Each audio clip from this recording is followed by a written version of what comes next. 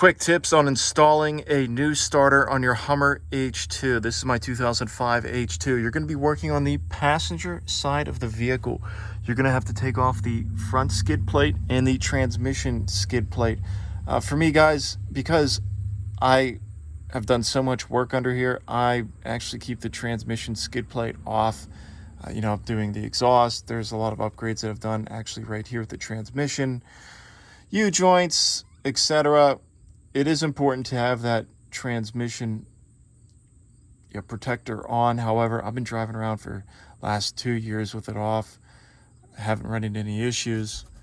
So with that being said, moving on, there is your starter. Step one, it's this piece right here. Actually, what I use is a clip like this. I came around from the back side, underneath, here, coming around, and unclip that. This could be a real pain in the butt.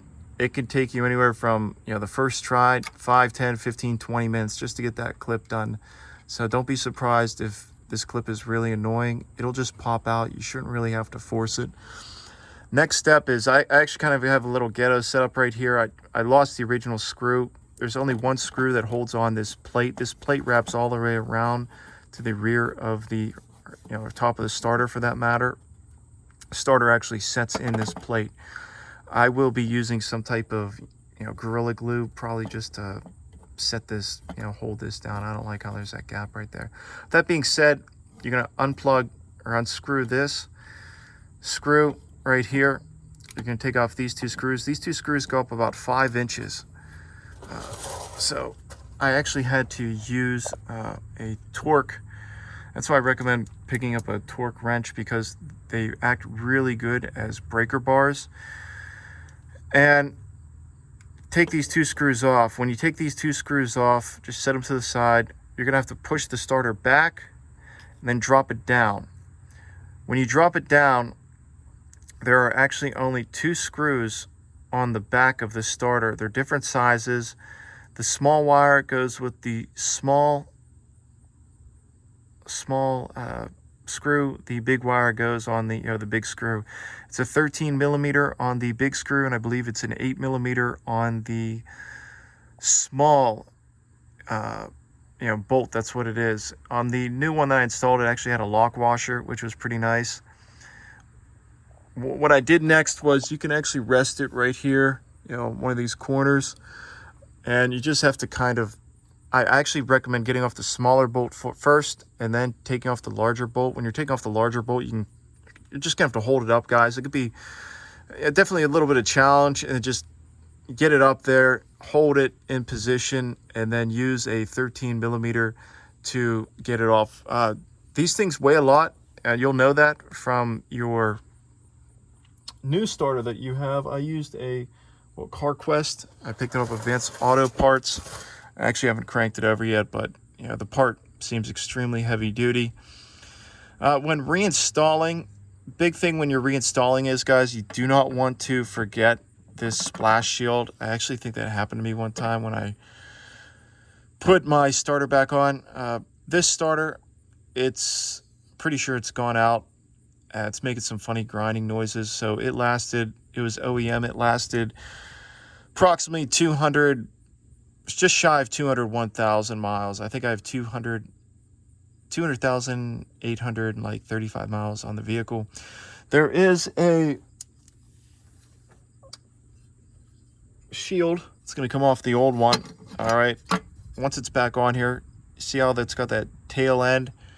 That tail end is going to be going towards the wires on the rear.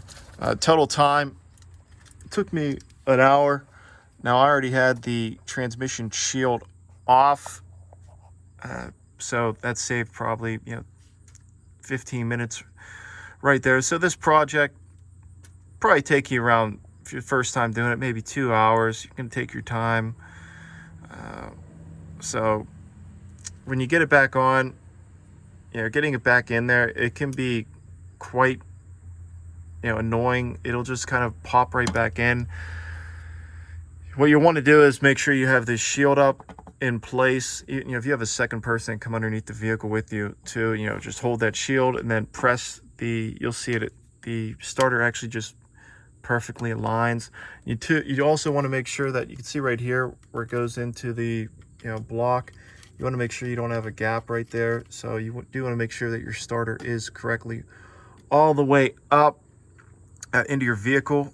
I did mention that mine went at 200,000 miles. When I replaced my transmission last year, I said to myself, you know, I'm in here, I might as well replace it.